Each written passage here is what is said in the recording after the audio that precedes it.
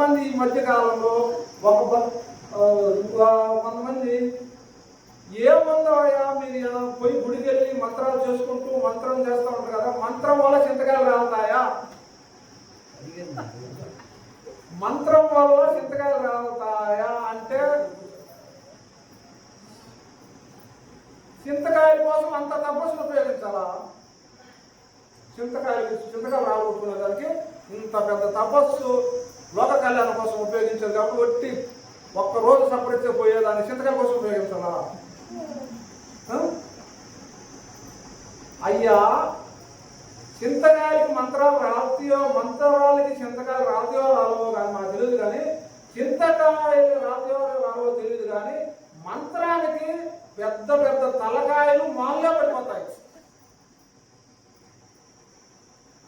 ఏది దగ్గరుంటే కాదు, ఎక్కడో 100 కిలోమీటర్లు 1000 కిలోమీటర్లు ఉంటేనే ఈ మంత్ర జపంతోనే రాలిపోతాయి. కానీ చింతకాయలకి అంత పెద్ద మంత్రాన్ని చింతకాయలు చిన్నపడలేదు. ఎందుకంటే దానికి నిదర్శనం ఉన్నాయి. ఆ రోజు మార్కండేయుడు మహామృత్యుంజయ మంత్రాన్ని చెప్పించాడు. మూర్ఖులారా తెలుసుకోండి, మహామృత్యుంజయ మంత్రం ద్వారా ఈ శరీరాన్నే వజ్రగాయం చేసుకుని శిలకాల జీవిగా ఆయన నిలబడి ఉన్నాడు. ఇప్పటికి మరణం లేదు ఆయనకి. ఎవరికి? మార్కండేయుడికి. ఏం చెప్పాడు? ఓం త్రయంబకం యజామహే సుగంధిం పుష్టివర్ధనం ఉర్వారుకమివ వందన మృత్యోర్ముక్షీమామృతాత్. నువ్వు సప్పరెత్తి ఊసేస్తే పోయే దానికి మంత్రాన్ని ఉపయోగించి చింతకాయలు రాబట్టాలా? దానికి ఏం పని? చింతకాయలు కాదురా దుర్మార్గులారా, ఈ దేహాన్ని అమృతతుల్యంగా మార్చుకొని చిరంజీవిగా జనన మరణ కాలచక్రం నుంచే బయటపడిన వాళ్ళు చిరంజీవులు మనకి ఎంతో మంది ఉన్నారు. ఈ మహామృత్యుంజయ మంత్రం వల్ల మార్కండేయుడు ఇప్పుడు చిరంజీవి ఉన్నాడు. తెలుసుకోండి, చింతకాయలు రాలో, దేహాలు రాలిపోతాయి. దాని ఈ దేహాలే దాన్ని దేహం కోసం ఉపయోగించుకుంటే దేహం బూడిదైపోతుంది. అలాగే ఈ దేహం కాబట్టి దేహాన్ని జన్మ తరింపు చేసుకోవాలనుకుంటే వజ్ర కాయం అయ్యి జనన మరణ కాలచక్రం లేకుండా, ఈ రూపమే లేకుండా జనన మరణం నుంచి బయటపడి చిలకాలుగా బతుకుతుంది. అది నేర్చుకోండి, అది నేర్చుకోవాలి. అంతేగాని చింతకాయలకు ఉపయోగించుకోవాలి. ఇది మా మాటల్ని మామిడికాయలకు ఉపయోగించుకోవాలా? రాయొచ్చు, కర్రచ్చు, ఓరవ కర్రచ్చు, 1000 కాయలు పడతాయి చింతకాయలు. ఇంత దివ్యమైన మంత్రాన్ని వేసుకోవాలా? అలాగనే ఈరోజు రామ్ రామ్ రామ్ రామ్ రామ్ రామ్ రామ్ రామ్ రామ్ రామ్ రామ్ రామ్ రామ్ రామ్ రామ్ అనే ఒక 2 అక్షరాల మంత్రాన్ని జపించి మహాదివ్య పురుషుడు మహాబలశాలయ్యాడు. ఎవరో? హనుమంతుడు. మంత్రం 2 అక్షరాలు మంత్రాలకి చింతకాయలు రాలతైనది కాదు. దాన్ని కానీ మానవుడికి ఉపయోగించం భస్మైపోతాడు. అదే కానీ మహాకార్యానికి కానీ లోక కళ్యాణానికి ఉపయోగించే రామ్ అనే మంత్రం చేసేస్తే ఈరోజు దేవుడే గెలుస్తున్నాడు. శ్రీ హనుమంతుడు, ఆంజనేయుడు మంత్రమే అది. అంతలా దివ్యమైన ఆ మంత్రాన్ని చింతకాయలకు ఉపయోగిస్తావా? చెప్పు, చింతకాయలకు ఉపయోగిస్తావా? దేనికి ఉపయోగించాలి? ఈ శరీరం అనే 100 సంవత్సరాలు బాధపడేదానికి ఈ శరీరాన్ని వజ్రగాయం చేసుకొని నువ్వు దేవుడిగా వెళ్చేదాన్ని చేసుకోవాలి. అందుకోసమే రామ్ అనే మంత్రం చేశాడు. కాబట్టి రామ్ అనే మంత్రం చేస్తే ఆయన దేవుడై శిరగాది మహాబలశాలి అయ్యాడు. ఎవరు? హనుమంతుడు. ఏం చేశాడు? మంత్రమే చేసింది. మార్కండేయుడు ఏం చేశాడు? మంత్రమే చేసింది. మరి భక్త ప్రహ్లాదుడు 3 సంవత్సరాల వయసులో ఓం నమో నారాయణాయ అని మంత్రం చేశాడు. ఈ సమస్త సృష్టిని వేలాడు. ఏం చేసి? జనన మరణం అనే కాలచక్రాన్ని వదిలేసి దాటి యావత్ ప్రపంచాన్నే ఏకతాటిగా వేలాడు భక్త ప్రహ్లాదుడు. దేంతో వచ్చాడు అది? ఆయన్ని తండ్రి చంపబోతే అనేక ఆయుధాలు ఉపయోగిస్తే, అనేక కాళ్ళకోట సర్పాలను ఆయన పై కుదిరితే, కాళ్ళకోట ఇష్టమైన తాగిస్తే, మంటలు వేస్తే, కొండలపైన తులిస్తే ఒక్క గాయం కూడా పడలేదు. దేంతో? నారాయణాయ అదే మంత్రమే. ఏం చేసేది నిన్ను? మంత్రానికి అయ్యా చింతకాలు రాలేదా మీకు అడిగి కూడా నీ జన్మనే తరిమి చేస్తుంది. అలాగనే ధ్రువుడు 3 ఏళ్ల బాలుడు, ఆయన చేసింది మంత్రమే. ఏమైంది? ఈరోజు అందరి కాడికి గొప్పవాడయ్యాడు ధ్రువుడు. ధ్రువ నక్షత్రం అయ్యాది అందరి కాడికి. ఈ సర్వ మహర్షులలో దేవతలలో కూడా గొప్పవాడయ్యాడు ధ్రువుడు. ధ్రువతారగా పైన ఉన్నది అంటే నక్షత్రాలు అంటి పైన ఉన్నది ధ్రువుడు. అంటే అంత గొప్పవాడయ్యాడు. దేంతో? మంత్రం.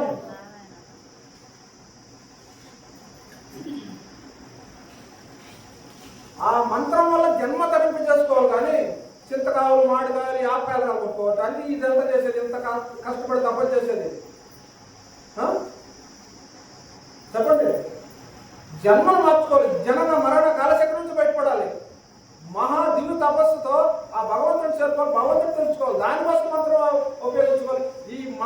ఈ మోసం పిండాన్ని మంత్రపిండంగా మార్చుకోవాలి. అదే దివ్యమైంది. అలాగా మనకి ఎంతో మంది ఉన్నారు. రామదాసు ఈరోజు స్వర్గాన్ని చేరుకున్నాడు, రాముడి కాడికి చేరుకున్నాడు. మంత్రమే కదా. ఏ మంత్రం? రామ మంత్రమే. శ్రీ మంజునాథుడు పరమేశ్వరుడు కలిచాడు. ఏ మంత్రం? పంచాక్షరి మంత్రమే. నారదముని దేవఋషి. నారదం అంటే ఎవరు? దేవఋషి మంత్రం చేశాడు. నారాయణ మంత్రం చేస్తే ఆయన ఏమయ్యాడు? దేవఋషి అయ్యాడు. దేవతలకే ఋషి అయ్యాడు. చిన్న మామూలుడు కాదు. దేనివల్ల? నారాయణ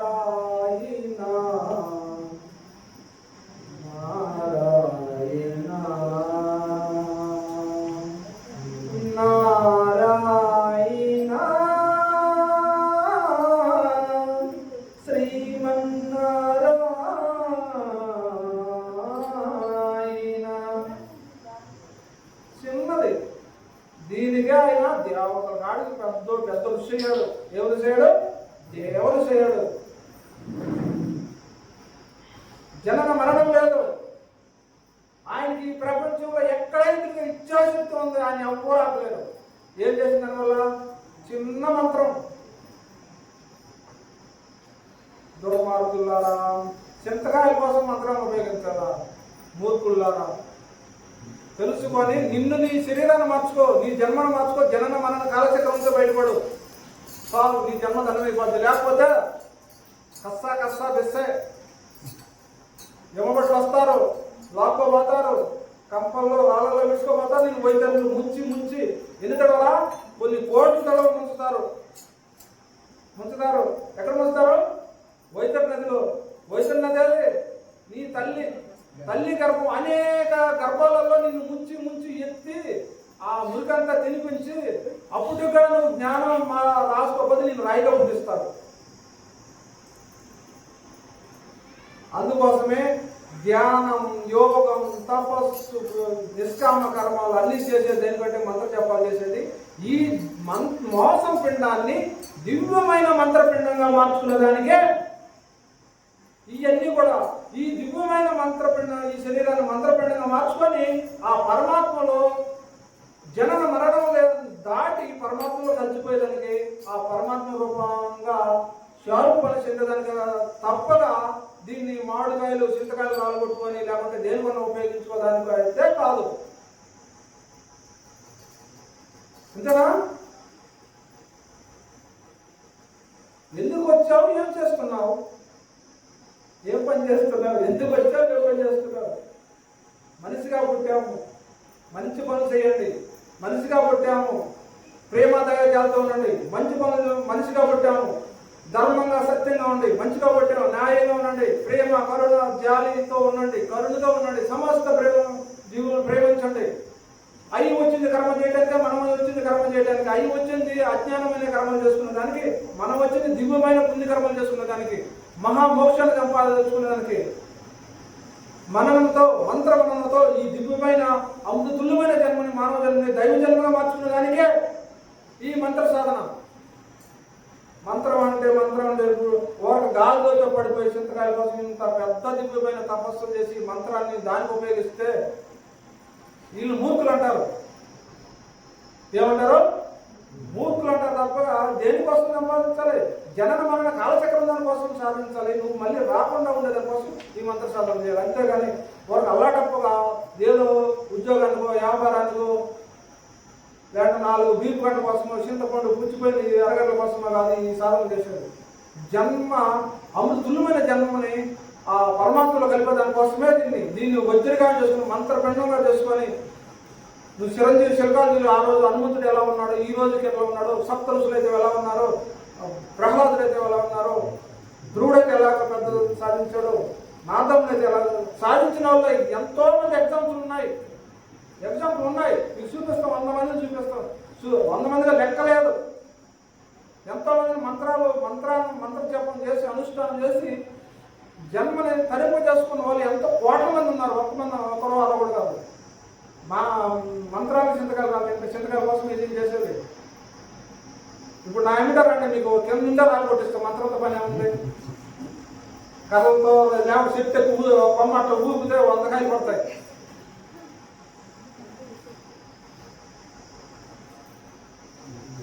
అందుకోసమే మన ఈ జన్మని వచ్చేటప్పుడు ఏం తెచ్చలేదు, పోయేటప్పుడు ఏమి తెచ్చుకోలేదు. కాబట్టి పోయేటప్పుడు 2 ఎత్తుకోపోతాం, పుణ్యం పాపం ఎత్తుకోపోతాం. ఈ పుణ్య పాపాలు నిన్ను ఎవరన్నా నీ మీద పనుండే వాళ్ళు, నీ శత్రువులు ఎవరైనా లాస్ట్కి దేవుడైనా సరే ఈ చెడగొట్టాలి. ఆ పుణ్య ఫలం అంటే సూర్యచంద్రులు వెలిసే వరకు సుక్కల మింట ములిసే వరకు మనిషి చేసిన మంచి ఒక్కటే. అది ఎంతమంది చెరువు వేసినా, ఎంతమంది తూడు వేసినా, ఎంతమంది కాల్చినా, ఎంతమంది భస్మం చేయాలని చూసినా కూడా చెదరన్నది ఏంటి? నువ్వు చేసుకున్న పుణ్యకర్మ కావచ్చు, నువ్వు చేసుకున్న పాపకర్మ కావచ్చు. దాన్ని ఎవరి నుంచి కాదు. ఆ రోజు పంచపాండవులు యుద్ధం ముగించిన తర్వాత, భారత యుద్ధం ముగించిన తర్వాత వాళ్ళు స్వర్గానికి పోయేదాని కోసం హిమాలయస్లో స్వర్గానికి వెళ్ళారు. సొరంగం మార్గం గుండా. ఫస్ట్ ద్రౌపది చనిపోయింది, తర్వాత అర్జునుడు పోయాడు, బంధువు సాధువులు అంతా పోయారు. వాళ్ళతో పాటు ఒక్కొక్క పోతున్నది, వాళ్ళతో పాటు కూడా ఒక్కొక్క ప్రయాణమైంది. ముందు ద్రౌపది చనిపోయింది. ద్రౌపది చనిపోవడానికి ఒకటే కారణం, ఆత్మ మనం వీడినప్పుడే ఆత్మ మన నుంచి మనం ద్రౌపదిని ఆత్మతో పోల్చుకున్నాం. ఆత్మ పక్కపోతనైనా మనం ఏమవుతాం? ఇంద్రియాలు పనిచేయని, వికారం లేని, మనసు బుద్ధి లేని మానసిక పరిస్థితిలోకి వెళ్ళిపోతాం మనం. కోమా స్థితి. ఆత్మ పక్కకి వెళ్తున్నాగానే, ఆ ఆత్మ పక్కకి వెళ్తున్నాగానే ఆడ చింతకాలు రాలిపోయినట్టు ముందు ద్రౌపది, తర్వాత అర్జునుడు, తర్వాత లభుసాదరు, తర్వాత భీముడు అందరూ రాలిపోయారు. వాళ్ళతో పాటు ప్రయాణిస్తుంటే ఒక్కొక్క కూడా ప్రయాణమైంది. ఒక్కొక్క కూడా ప్రయాణమైంది. కానీ లాస్ట్కి అందరూ చనిపోయారు. ధర్మరాజు మిగిలాడు. హిమాలయస్కి వెళ్తున్నారు. ఎక్కడ? కేదార్నాథ్ గుండా ప్రయాణం ఉంది. కేదార్నాథ్ గుండా ప్రయాణం అయిపోతున్నారు. కానీ కుక్క మాత్రం ఉంది. అందరూ చనిపోయారు. 5 మంది పంచపాండవులలో ఇంకా ధర్మరాజు అక్కడే ఉన్నాడు. ధర్మరాజు కుక్క పోతుంది. కుక్క అయ్యో ఆయన అనుకున్నాడు. అప్పుడు అయ్యో కుక్క నా కూడా వస్తుంది, కుక్క ఏమవుద్దు, ఇంత దూరం వచ్చింది అని కుక్కను వదిలిపెట్టుకో, కుక్క కూడా తీసుకుని వెళ్తున్నాడు. ఆ కుక్క ఒక దగ్గర ప్రమాదంలో సిక్కున్నప్పుడు దాన్ని రక్షించాడు. కొంచెం దూరం పోయిన తర్వాత ఏం జరిగింది? ఈ కుక్క ఏంటి నా ఎమ్మటే వస్తుంది, ఏంది అనుకున్నాడు ఆయన. తేరా చూసేతలకే ఎవరు వస్తున్నాడు? యమధర్మరాజు. ఆ కుక్కే యమధర్మరాజు. ఆయన ఎమ్మటి వచ్చింది. ఆయన చేసుకున్న ధర్మమే ఆయన ఎమ్మటే కుక్క రూపంలో వచ్చేది. ఏ రూపంలో? ఆయన చనిపోలేదు. అన్నలు, తమ్ముళ్ళు, మర్దలు అందరూ చనిపోయారు. ఆస్తులు అందరూ మొత్తం వదిలిపెట్టారు. అయినా కూడా అందరూ చనిపోయినప్పుడు ఆయన కూడా కుక్క వస్తున్నది. కానీ ఆ కుక్కకు మరణం లేదు, ఈయనకి మరణం లేదు. అలాగనే మనం అనుకున్న అన్ని పోతాయి. మనకు కూడా ఏమొస్తుంది? పుణ్యం అనే ధర్మరాజు కూడా వచ్చింది. కుక్కే పుణ్యంగా వచ్చింది. లాస్ట్గా తీరా చూసుకుంటే అది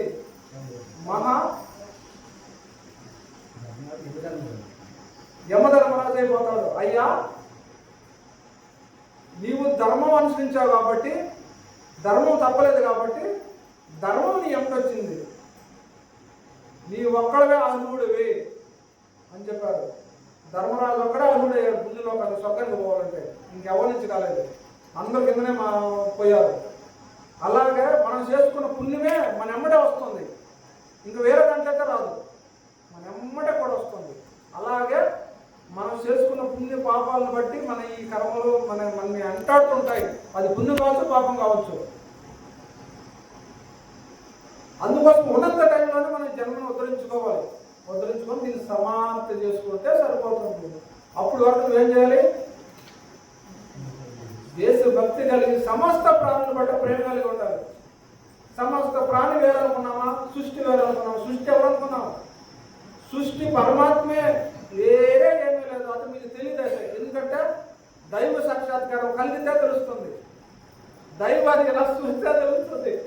నిరాకారమైన పరబ్రహ్మం చూస్తే అప్పుడు అర్థమవుతుంది సృష్టి. అప్పుడు దాకా మీకు అర్థమయ్యే ఛాన్స్ లేదు. భగవంతుని చూస్తాము అనుకుంటాం, కానీ చూడం, అస్సాం. ఎక్కడికి?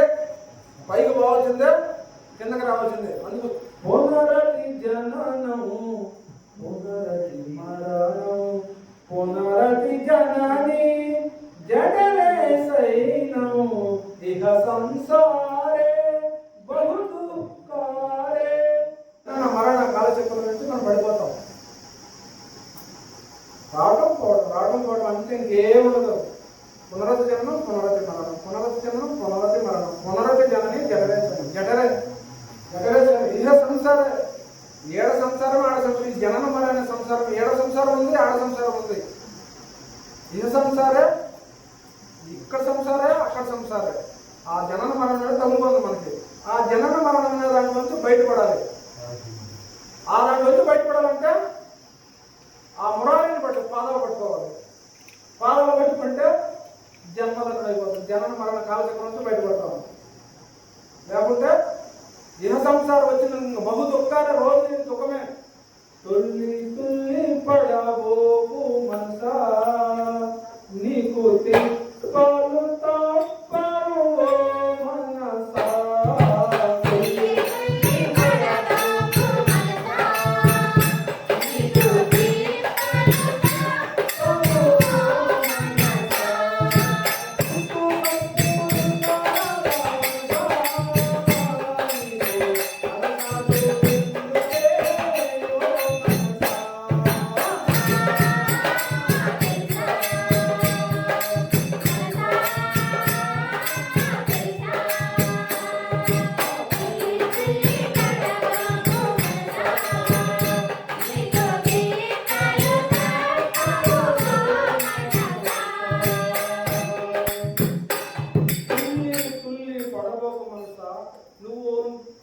నువ్వు తుల్లి తుల్లి అనేక బంధాలలో బాధలలో పడి అనేక కోరికలలో మునిగి ఆ బంధాలలో పడి లాస్ట్కి నాకు ఈ బాధ వచ్చింది, నాకు ఈ కష్టం వచ్చింది, నాకు ఈ దుఃఖం వచ్చింది, నాకు ఈ దుఃఖం వచ్చింది అనుకోకుంటే ముందే గుట్టు సప్పుడుంటే ఏమవుతుంది?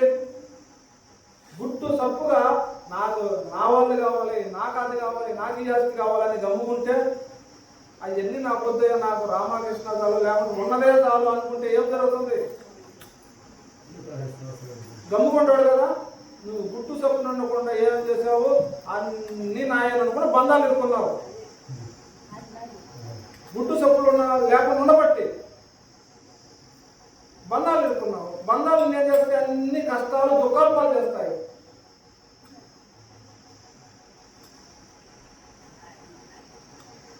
అందుకోసమే నువ్వు గుట్టు సప్పుడు ఉంటే నీకు అంతా మంచిగా జరిగేది. లేకపోతే ఈ అసలు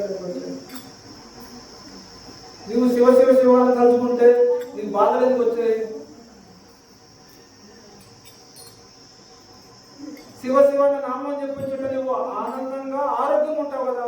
అంతకంటే నీకు కావాల్సిన ఈ ఆనందం ఆరోగ్యం ఉంటే ఇంకా నాకు ఇంత కావాలి, పెద్దది కావాలంటే ఆ ఒకరికి పెద్ద బండ వచ్చి పడదు, బండ కూడా పడుతుంది, రెడీగా ఉండాలి అది మోసేదానికి. మళ్ళీ జన్మ కావాలనుకో, మీకు తిప్పలు తప్పవు. మళ్ళీ జన్మ వస్తే ఏమొస్తుంది? మళ్ళీ జన్మ సరే పుట్టిన తర్వాత ఏం జరుగుతుంది? పుట్టిన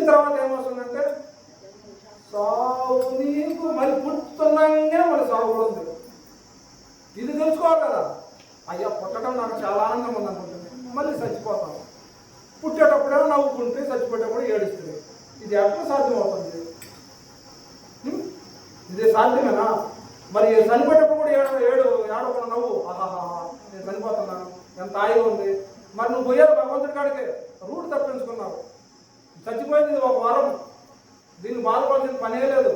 కానీ ఏంటంటే ఎందుకు బాధపడతామంటే పుడుతున్నాగానే అన్ని నేను అనిపిస్తానని నవ్వుకుంటూ వస్తాడు. చచ్చిపోయేటప్పుడు అబ్బాయి ఎందుకు పెట్టిపోతానని ఏడుస్తాడు.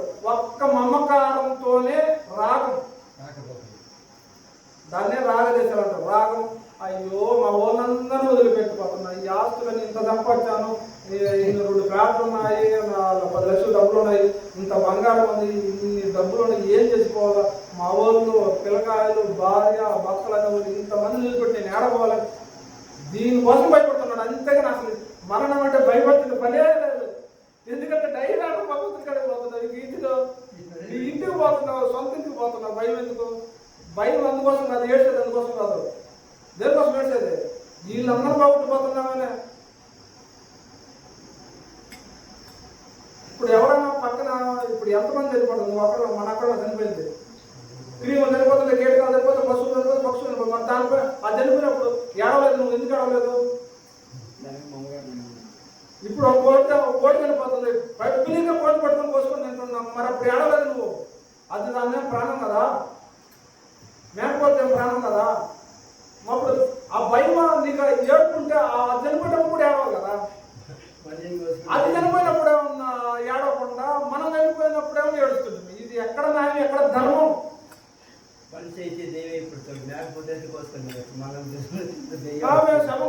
శవకాడిపోమంటారు, శవాన్ని ఇంట్లో పెట్టుకొని భక్షిస్తావు. ఇప్పుడు మనిషికి శవం ఏంది? ఎప్పుడు అంటారు శవాన్ని? శవం ఎప్పుడు అంటారు? చనిపోయిన వస్తువు వల్ల శవమే కదా. మనం చనిపోయినాము శవం అంటారు. అదే మేకపోతే కోడి ఏదో చనిపోయింది, అది దాన్ని ఏమన్నా అది అమ్ముతామంటారా? దాన్ని ఏమో శవం అంటారు, దాన్ని తినాల్సిందే. అదే దాన్ని ఏమో కొమ్మాల్సిందే, దీని మాత్రం పారేయాల్సిందే.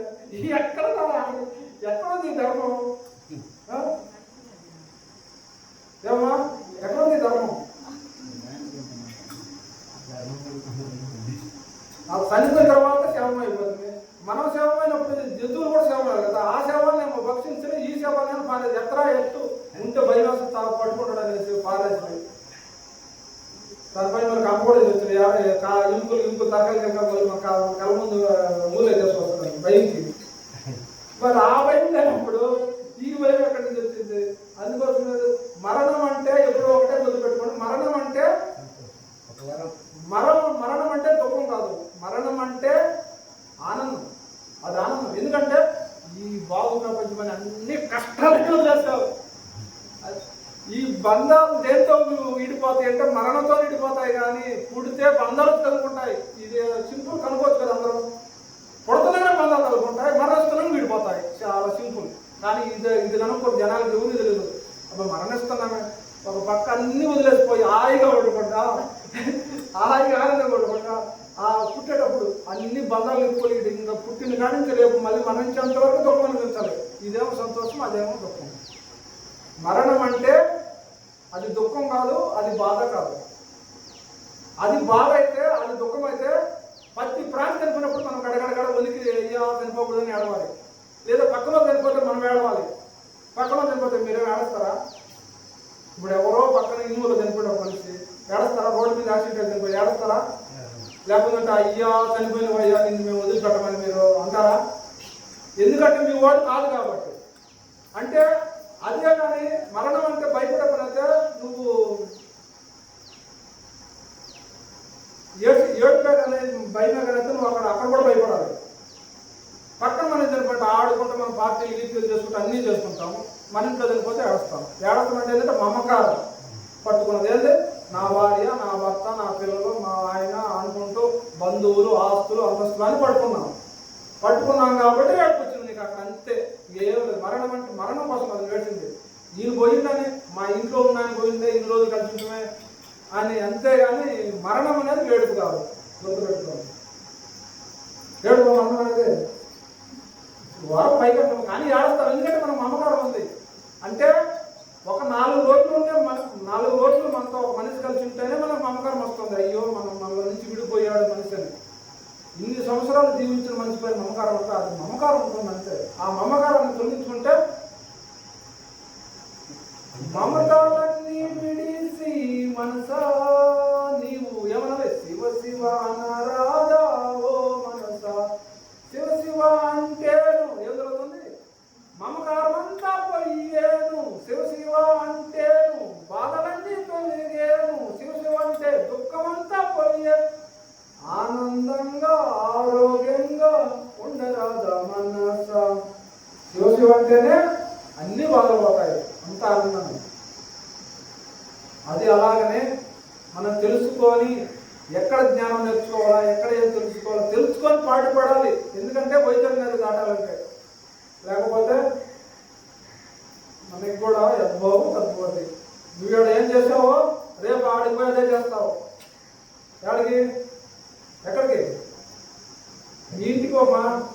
మీ ఇల్లు ఆడుందనుకుంటావు, అది కాదు మీ ఇల్లు. మనందరి ఇల్లు ఎక్కడ కాదు ఉండేది, అక్కడ. ఎక్కడ? కైలాసం అనేదే ఉంది.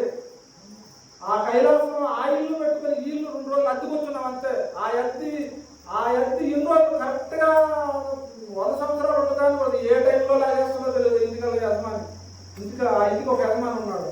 యజమాని లాగేస్తాడు. ఆ లాగేసేటప్పుడు నువ్వు సిద్ధంగా ఉండాలి. పెట్టుబడి ఇంకో ఇంటికి పోయేదానికి, లేకపోతే ఇంకో పెట్టుబడి అసలు ఇంటికి పోయేదానికి. మళ్ళీ ఇంకో ఇంటికి పోయినప్పుడు ఆయన కూడా తీస్తాడా? ఆయన లాగాడు, కొన్ని రోజులు లాగేస్తాడు. అందుకోసం అంటే ఇవన్నీ అద్దెలు. ఈ ఇల్లు అద్దె, అద్దెలు, ఇవన్నీ ఇల్లులే. చెట్లు అద్దెలే, పురుగుల అద్దెలే, అన్ని అద్దెలే. ఈ అద్దెల్లో అది నిజం చేసుకుని నా సొంత ఇల్లు నేను ఇంట్లో బాగుంటే ఆ ఇంట్లో వచ్చి 4 కొట్టుకుంటూ వదిలించుకొని బయట వేస్తాడు. అప్పుడు ఏమైపోతావు? ఇల్లు లేదని అయిపోతావు. నీ ఇల్లు ఎక్కడ ఉంది ఎత్తుక్కో. ఎక్కడ నీ ఇల్లు ఉంది, శాశ్వతమైన ఇల్లు ఉంది ఒకటి. ఆ ఇల్లు ఎత్తుకోకుండా ఇల్లు అద్దెలో ఇంటికి వచ్చిన ఇల్లు పట్టుకుని ఊగులాడుతూ ఉంటాయి. అది అజ్ఞానం అంటారా? జ్ఞానం అంటారా? ఈ శరీరానికి వీళ్ళు నువ్వు ఉండే ఉత్తరాన 6 అడుగులు నేల ఉంది. శత్రుముఖాలు చూస్తే 3 అడుగులు ఉంది. ఉత్తర దక్షిణాలు 6 అడుగులు ఉంది. ఇది నీ స్థూల శరీరానికి ఇల్లైతే నీ ఆత్మ నిలయమైన ఇల్లు పరమాత్మే. నీ ఇల్లు అదే, ఆ ఆత్మే ఆ ఇల్లు. అక్కడికి పోతే నీకు ఇక్కడికి వచ్చే పని కొట్టలేదు. ఆనందంగా ఎంతో ఆనందాన్ని అనిపిస్తావు, సుఖాన్ని అనిపిస్తావు. బాధలన్నీ విడిపోతాయి, దుఃఖాలన్నీ విడిపోతాయి. ఇంకా తిరిగి వచ్చే పని లేదు. నీ సొంత ఇంటికి పోతే ఎందుకు వస్తావు?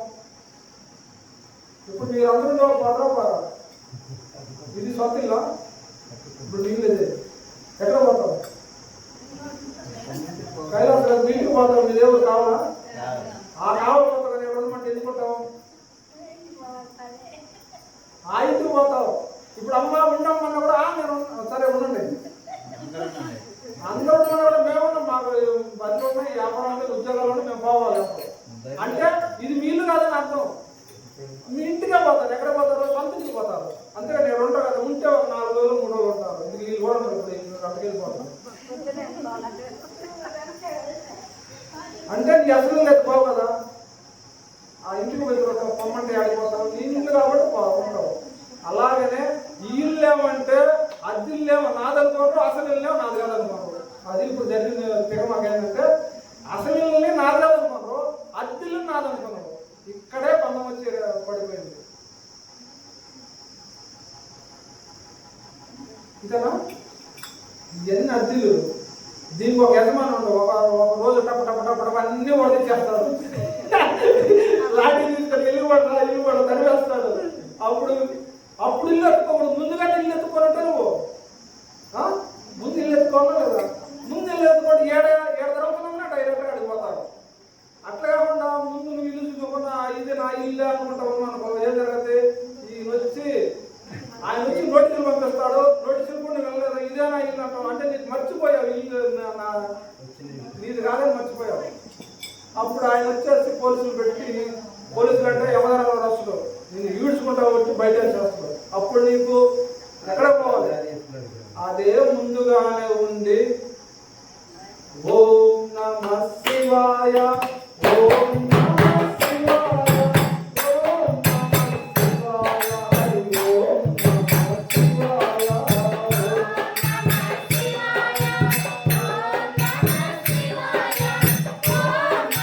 శివాయ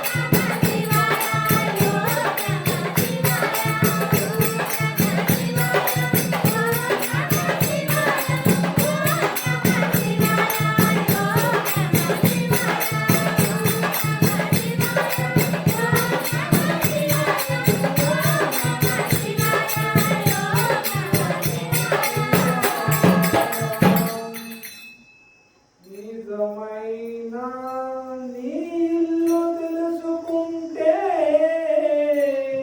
అది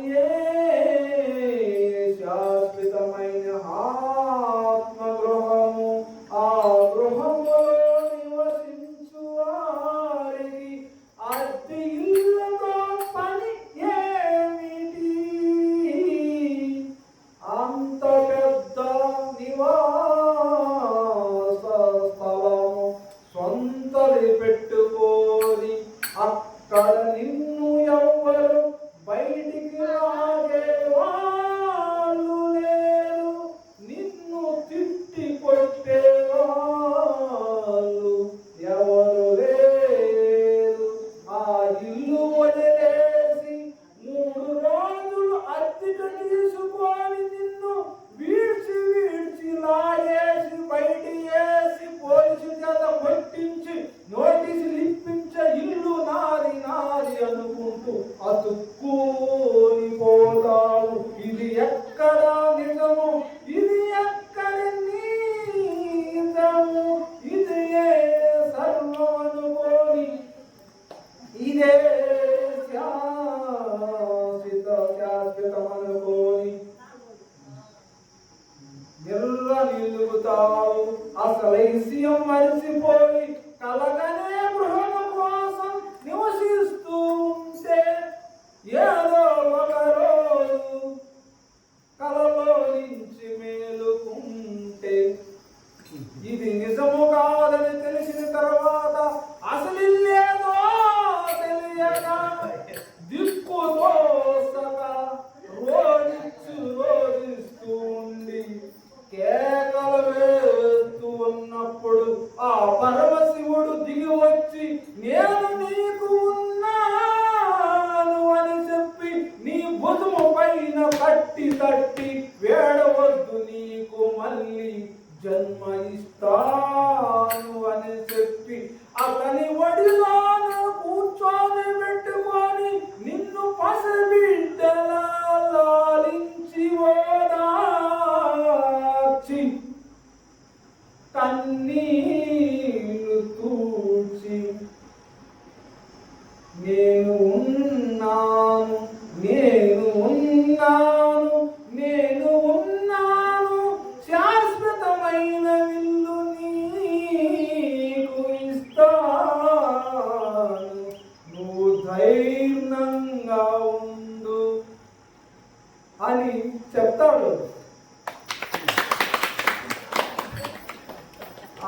వెళ్ళిపోయింది కాబట్టి కళలో ఉండి సాయి చూసి